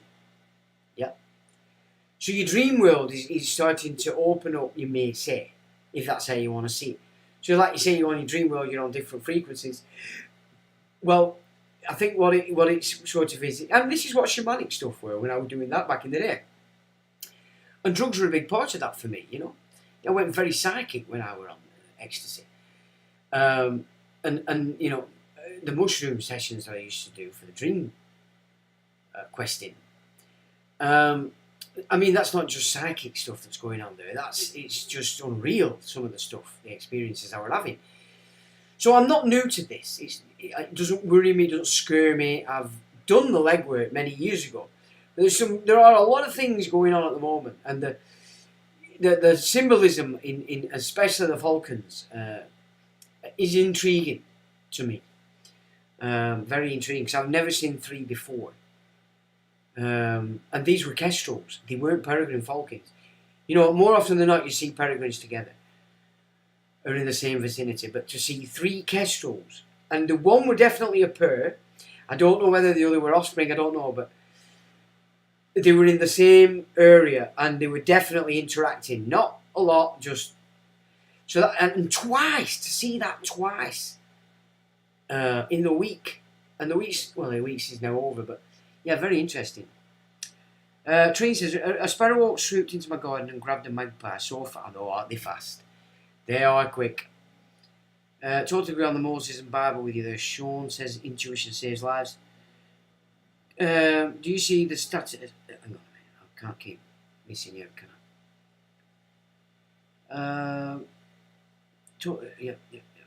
Thought they only went for sparrows. No, do they? Heck. Anything. Do you know what else I've seen as well? Now this is interesting. I watched a seagull eat a rat right in front of me on Costa Car Park. Now what I didn't see is whether it killed the rat or whether it had picked up a dead rat. But it wasn't a big one, so I think it was only a small one. But it would kept crushing it with its beak to make it supple, because it wanted to swallow it all, but it was just a bit too big. And it was fanning around with that, and I'm like, what? Then it flew off, so I didn't actually see whether it managed to eat it or not, but it was squashing it up first to get it down. So I saw that as well. Well, that were interesting, you know. It's just so many things going on with nature and mum, you know, showing me stuff. It's can't function out on this tour. Absolutely true. Says intuition saves lives. Well, thank you very much. I'm glad you can see that. All soldiers have been used for cannon fodder. Of course they have. And experimentation, exactly what they were doing with us. Back in 1987. Super soldier stuff. Anthony says, spot on, Sean, or PTSD, the spiritual connotation. Yeah, of course it is. That's exactly what's happening. If you've got PTSD, you've done something. Okay? That's how it works. It's like murderers can have PTSD and stuff like that. But psychopaths don't. I found a dog that was missing by calling out into theatre and directed my dream to find him steer home. And confirmed to me about the power we have only understood more. Yeah. You have to open it up, and you have to cleanse yourself. It's a spiritual thing. You know, the intensity of your sight will increase, but it is dependent on your morality, how you behave and how you think, you know. And the biggest part of it, for this, if you want this to start happening, is taking responsibility for every decision you make. That doesn't mean all the shit and nonsense you're pulling out in your head as to why you made that decision. Yeah? Because if people fall out, they'll go, well, I did that because you did this. Well, right, man up. Because all that's important in that tete-a-tete is the decision you made. You don't have, it's nothing to do with them, what made you do that. Because if you were just an infant child, then you made a decision because your whole paradigm were in fucking gutter. It was still in play school. It's got no bearing on the other person, why you came to that. It's only about the decisions you make. And if you're not taking responsibility for that, because you're not looking at it like that, you're still in jingle jangle, you will not see this stuff. It will not, you can't. You're not on the frequency. Your frequency's fucked. It's down low grade shit playing in playpen. Yeah? You're not going to see anything like that. You're just going to see nonsense. Kestrel's Hand of Cocks on Socks. What was that book of Kestrel for a knave? I'm not sure about that, no China. Intuition says, like, aligning your chakras with good water and food definitely bring you to the higher. The biggest block is everybody's operating in their own paradigm for itself, doing business. Because you're here, below there. You've got survival, you've got will, yeah, ego. You will never get anywhere near above the heart until you start behaving in accordance with the heart. It doesn't mean saved to become a fucking saint or be a priest or a monk. You've got to be on the path to improvement all the time. And if you're bullshitting people, if your basis is manipulation, no matter how slight it is, that's because you're doing business. You're down here. You know, alcohol is a stopper. It'll keep you down there. Drugs will keep you down there. All this shit that you're eating will keep you down there. It's a cleansing. Not only is it a cleansing spiritually, but morally and chemically. You know? Intuition does save lives. It saved mine several times. I've learned if I ignore my art, my intuition, I'm way off track. It doesn't work. It's about responsibility. It is. Because until you're taking responsibility, you're still in the playpen, spiritually. They're not going to even, you're just going to go through life, and every now and again they'll give you an opportunity to hit a brick wall and maybe seek to change your ways. But you don't. You're going, I went there for what they did, they made me do it, because they're doing this, they're doing that. And really what you're doing, you're projecting your own character, your own inner self on everybody else. You know what I'm saying? It is all about cleansing yourself on all stands. So in the field beside my house. Look, I think I'd better crack on. I haven't done it yet. Right. So we've looked at the squeezer of the haggis with all his increments on there. So you might like it, Treen, when I went through, if you missed it, but I went through all his implements, why they're important for haggis squeezing, ready to shag it. So we go through all that, and he does look a fine specimen of haggis squeezer. Come shagger, doesn't he? Let's have it. Just a shame I don't think he's actually a warrior. It's all bluff. Wind and piss and bluff, in my opinion. But of course he does have power of the networks, yeah, to cause one problems if one wishes to go to war with them. But of course, I'm not going to go to war with them. It's pretty pointless, really, because there isn't enough people, grown-ups. There's still too many infants, so it's pointless going to war with these people. But we can express what we see, so that other people that maybe are not quite infantile, that little spark might happen. So I need to be going here. No, I don't want to be going there. I want to be going here. Right, so now we have to do that. Okay. Wait a minute, folks. I'm just going to have to do a little bit of altering. Can you see that? What the hell's happening here? Right. Okay. It's getting a little bit smaller, but it will have to be a bit smaller. I'm going to have to keep doing this, actually, because some of these... Now, obviously, I'll put the links under, so if you can't see them now, I do apologise. You'll be able to see them when you pick them up yourself. So I need to go in here. Right. So, back to that image of the man, the Aggie Squeezer. Have any of you heard of Herodon? Or Herdom? Because this is the new temple. This is the ultimate inner sanctum temple of the Scottish Rite Masons, which is the Templars and the Rosicrucians.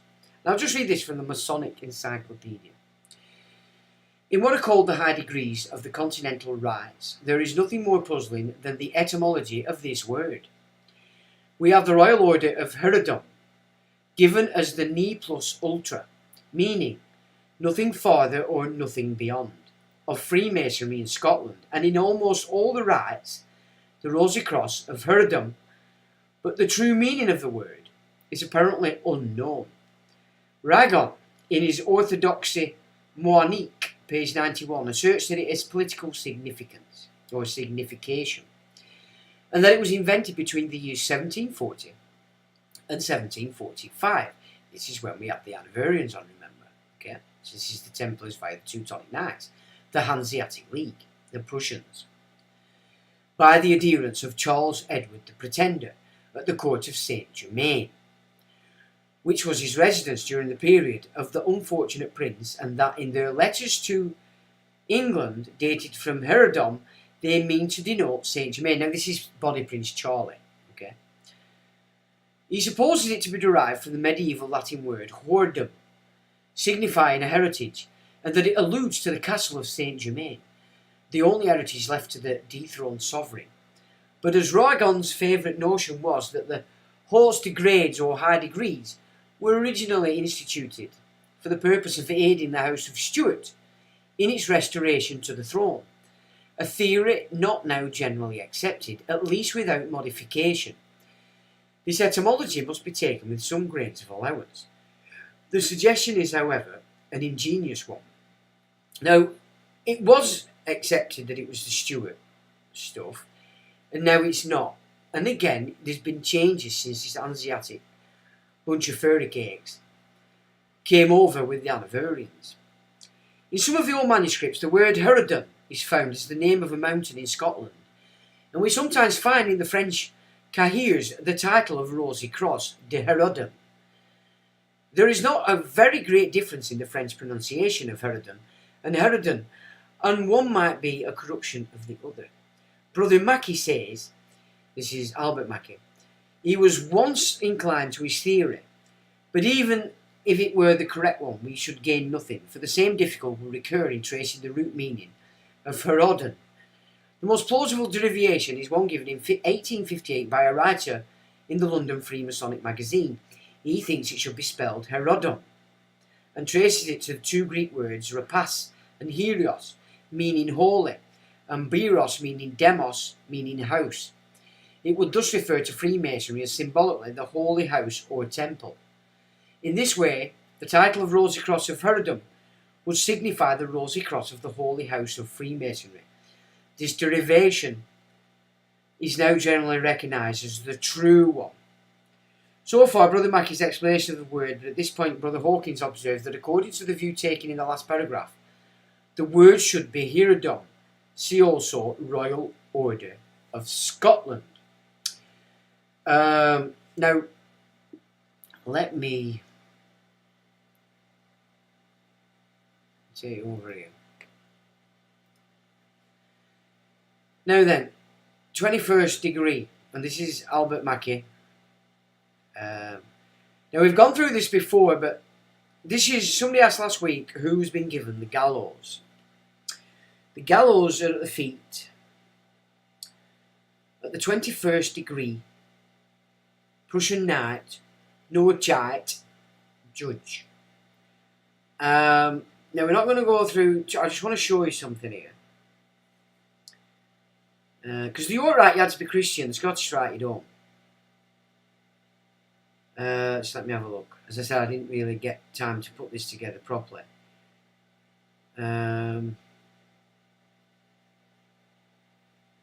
Yeah, so Mackey is not only an High Mason to understand that Freemasonry would be corrupted. See, it's been corrupted. The Duke of Brunswick in 1781 called for the lodges to be disbanded because of sun cult that subverted the order, which also considered the changes made for the Lord Kitchener under command of Edward VII. Now, just a minute. So, the 21st degree, right, they are taught to act as the no-hide judges throughout Christendom. Definition: no chite. A Freemason who was taking the 21st degree of the Scottish Rite, called also a Prussian knight. Now, just a minute. There's got to be. I've got to find this. So, the Book of the Ancient Rite, except Scottish Rite Freedom, in 1884, we find the following: Patriarch, no chite, or Prussian knight. This degree is based on the order of knights known in Germany as the Holy Vem, who exacted justice fiercely and morally. They inculcated humility and constantly remembered the price of pride exacted upon the descendants of Noah, who erected the Tower of Babel. Today, this order only claims jurisdiction amongst its own members, and their rule and duty is to judge others by the same rules by which they live. They meet on nights of the full moon from the ancient custom and worship of Isis and Ceres, and also from the original nights that desired secrecy. The lodge style, the Grand Chapter meets in a retired place on the night of the full moon, which is the only light allowed. The presiding officer, the lieutenant commander, faces the moonlight. The brethren are styled Prussian Knight Masons, and all are dressed in black. No table lodges are to be held in this degree, or battery. But in the heavenly host, light of the moon, they admire the work of the Supreme Creator and the universal laws of harmony and motion. The first two laws are emanated from God. The apron is yellow and contains the arm holding a sword, and a winged figure holding a key in the left hand, and the right forefinger on the lips, the Egyptian figure of silence. You'll notice most celebrities are always giving that, or on the eye. Okay, this is what they're part of. The jewel is a point-up triangle with arrow pointed downward and an arm holding a sword, and the motto, Fiat Justitia Ruat Column. Now, just a minute. This is where I've got to find this. Because Albert Mackey's very clear. There's nothing in Masonic lore about Noah until it got took over. Where are we here? I'm not finding it. I thought it was on this one, and it probably is. It's finding it. Oh, shit. But take it from me, Albert Mackey, and I will find it, and I'll make sure it's up underneath this thing. But Albert Mackey said Noah was not found in any Masonic lore until this. So, yeah, it's just total garbage. Wait a minute, what else are we? So, see, I've done so much yammering. So we've done that. Now get this, because this is back to what I said before about Lucius being the first Christian king way before Rome. Roman influence in Britain in the 1st and 2nd centuries AD was of course strong, but it was a rough ride for the Romans for decades after the invasion of AD 43 by the Emperor Claudius, with local kingship surviving. For example, Enderbie has this to say in reference to a round of suppressive military action by the Roman general Julius Agricola, which culminated in peace in Britain in AD 86. British and Welsh history. About this time, Arviragus of Britain, by birth and education, did govern as king part of the Isle of Britain, the Romans accounting it a point of policy to permit the Britons sometimes to be ruled by princes of their own nation, whose aid and counsel they might use upon occasions, to the pacifying of rebellion and the establishing of their own greatness. For the common people whole affection doth oftentimes sway the fortunes of princes, are much more easily brought under the obedience of their own countrymen than of strangers. It says Cymbeline, Guiderius, Evarigus, Marius, Cole, one, and Lucius. Tysilio, Holinshed, and Enderbie also agree that King Lucius wrote to the Bishop of Rome, Eleutherius, asking to become a Christian. Eleutherius incidentally called the British gens Bruti. So the gens of Britain are called Bruti, the offspring and nation of Brute. To quote Enderby, a reference to Britain's Trojan heritage. Here is how Enderby describes the situation regarding Lucius's letter. King Lucius of Britain had written to the Pope of Rome in the year of the incarnation of our Lord 156. So 156 years, right, after the birth of the guy, the Druid initiate, this guy, King Lucius, wrote to Rome. So this is what, 160 years nearly before Rome did anything with. That by his order and command he might be a Christian. The MS Antiquities of the Church of the Land of more ancient improbable judgment than St. Bede, and written by a Britain, which should not be ignorant in the great business of his country. Given the famed testimony of the same year 156, the ancient author of the British history also a Britain maketh K. Lucius a chieftain, in and before this year 156, in direct terms. So testifieth the old history called Brutus, ancient records belonging to Guildhall in London, the antiquities of St. Edward's Laws, Gacoline in the life of St. Augusto, writeth no so, and diverse ancient manuscript writers which have seen faith and learned by Mr. B. So it's well recorded that this was written. And William Camden, in his Britannia of 1586, agrees about the appeal to Rome. So this is way before. We don't get told this stuff. So obviously I'll put this up. What else are we saying here? So this and this is going on the time of L. Aurelius, Commodus, and Vespronius. Yeah? So this is all, it's real stuff. Now, let's have a look. Romans were wont to have kings as tools of servitude in the provinces that at the time the King Lucius did indeed write to Bishop Rome was well attested, not least via material in the papal archive, yeah? So it's in the papal archive. After the death of Titus, blah blah blah blah. I'll put this up, so I want you to go here now, okay, this was well known back in the day. Caesar were trying to big it up, he wanted to come over and just say, look, everybody, do what I tell you, and suck me winkle, basically. But there was a letter to Caesar. It says, every British schoolboy knew by heart the letter British King Caractacus sent to Claudius Caesar. But not many know about the letter written about a century earlier from King Cassibelanus to Julius Caesar. This letter is quoted in full by Geoffrey of Monmouth, who possessed an ancient manuscript from Brittany that evidently contained the letter. Geoffrey quotes widely from the manuscript in his historical work. The letter reads as follows. Cassibelan, king of the Britons, to Gaius Julius Caesar. We cannot but wonder, Caesar, at the avarice of the Roman people, since their insatiable thirst after money cannot let us alone, whom the dangers of the ocean have placed in the manner out of the world. He's basically saying, because we're an island, you know what I mean, we've been put here for a reason. But they must have the presumption to covet our substance, which we have hitherto enjoyed in quiet. Neither is this indeed sufficient. We must also prefer subjection and slavery to them before their enjoyment of our native liberty. Your demand, therefore, Caesar, is scandalous, since the same vein of nobility flows from Aeanus in Britons and Romans, and in one and the same chain of consanguinity, shines in both, which ought to be a band of firm union and friendship. That was what you should have demanded of us, and not slavery. We have learned to admit of the one, but never to bear the other. And so much have we been accustomed to liberty that we are perfectly ignorant of what it is to submit to slavery.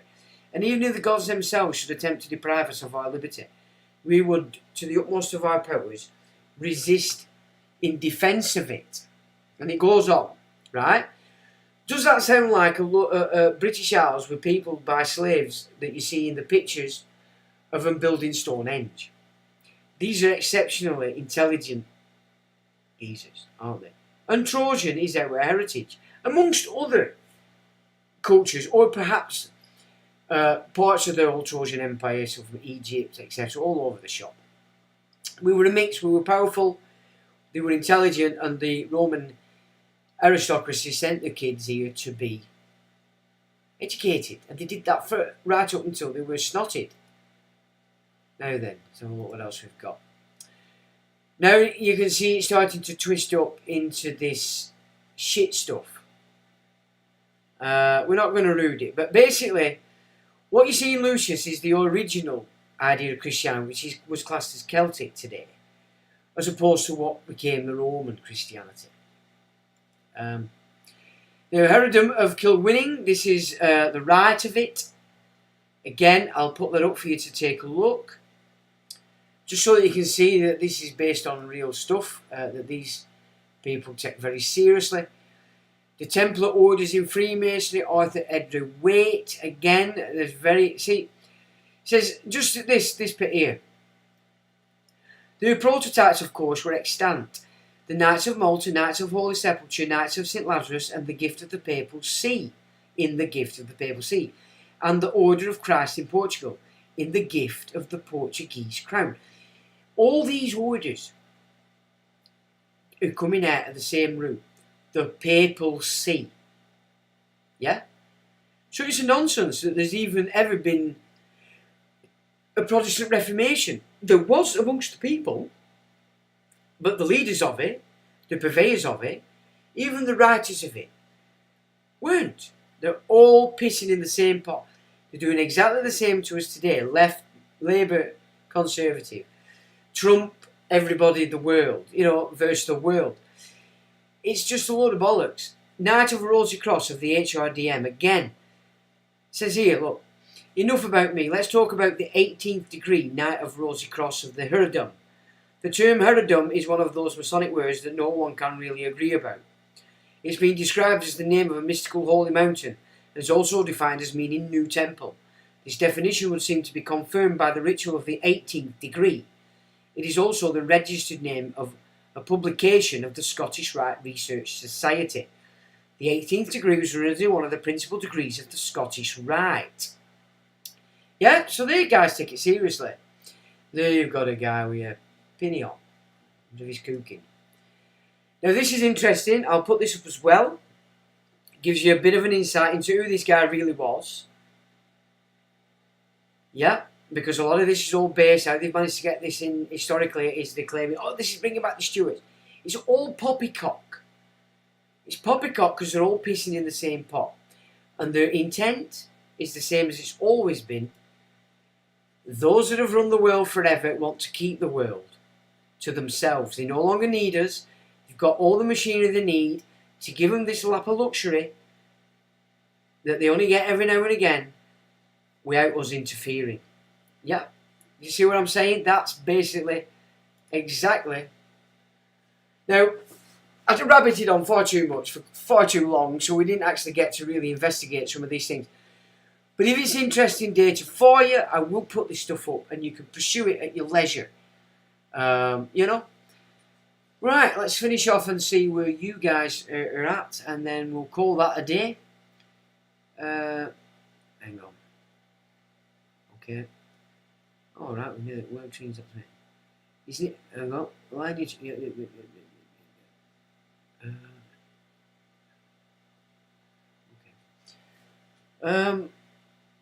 I've done that train. Okay. Boom, boom, boom, boom. That's nice, dogs with a bit. All right. So you guys are pretty much chatting amongst yourself. That's all right. So Cal says they wanted to disband the lodges due to infiltration. Who, I wonder, was the infiltrator? Well, it's these that are calling themselves Jews, because what we... See, it's got besmirched in my opinion. There were Hebrews here all the time, and some call themselves Jews, but they were real. This is all this shit that's come out of Russia, this Khazarian shit. The name stealers. Yeah, this is where it's all coming from. And they took over here from 1850 to 1915, and it was stopped by an act of parliament. Yeah, all our lads were killed in First World War. They took over the lodges. Slowly started to move it into this Noahide system. Mackey, I'll find it. I have to find it. Albert Mackey's clear. Nothing. No law absolute is to be found in the libraries of Freemasonry previous to this shit. So you Masons, you need to get a grip. It's not Christian, this shit. None of it. It hates Christianity. It hates everything about it. Yeah? And it's had hold of the Vatican for such a long time, they've turned it into an idolatry mix. They've turned Islam into an idolatry mix. You know, everything else is idolatry automatically. Buddhism, all Hinduism. In this system, everything is classed as idolatry. But each in its order. You know, if they want this block to do this, then they have to keep this block on side until they've done that. Then the next block over here get activated to do that. And up and up and up and up and up and up until eventually they can put the capstone on, which means there's only them faggots alive. Oh dearie heck. So it's all naughty stuff. Imaginary Scottish mountain, yeah. They wanted to disband the lodge. I've done that. The Royal Order of Herodom of Kilwinning is so named. Turisartha. Where was that order first established? SGG, on the holy top of Mountain Moriah, in the kingdom of Judea. Yeah, that's right. You're right. I've read that as well today. And where do you get Moriah? Lord of the Rings. Can you see? Lord of the Rings. There's so much data in there. But it's actually coming from the Roman perspective. Because he were a Stone boy. With J.R.R. Tolkien. And he trumped where we live here. You know, the Troffaball and the Lake District. Scotland. That's Lord of the Rings country. The Shire is based on Lancashire and Yorkshire. That's the Shire in the Lord of the Rings. Right where I live. And, of course, look, the land of the Brigantes, that's Lancashire, Yorkshire, down to Derby, up to Scotland, to top of Scotland nearly. This was the land of the Brigantes. The tribe originally was in Ireland, but the Brigantia, is Minerva, is Athena. Yeah? Not Juno. Remember we discussed Juno and Venus? Well, it's probably more likely Juno and Athena. Yeah? Because Athena goes way back, and Minerva. Even before so many of the gods we think, to Neith in Egypt. So we're looking at what's happened to Rome as we looked at potentially last. Well, not potentially. This is what's happened. Juno is running supreme. That's Carthage. It's Phoenicia. It's everything we know about empire. That's what's happened, and we've allowed it. And if you're a Freemason, you've allowed it because you've gone through it that way. Yeah, if you're still fixed to the Vatican and Vatican II, you've been pulled in that way. If you became a reformer or a Protestant back in the day, you were pulled off it that way. So we've all become happy mammons, haven't we? And if you're noticing what's happening now, White Hunky's being annihilated financially, the new system's coming in. It's still Rothschild money, we've explained, we've explored the ISA, we've gone through fronts, how it works, ISA brothers. Just fronts.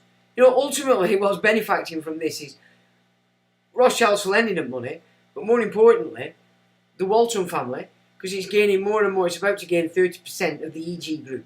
Already has 30% of the ASDA, plus they have to purchase all the goods through the Walmart system. Win the bankers, win the wankers. That's the way it goes, isn't it? an old blighty. And now we're going to go through the kings, because there's a shed load of kings before it gets to Lucius. And I mean a shitload. This is what they're obfuscating. There was so much going on these isles. The history of these islands is amazing.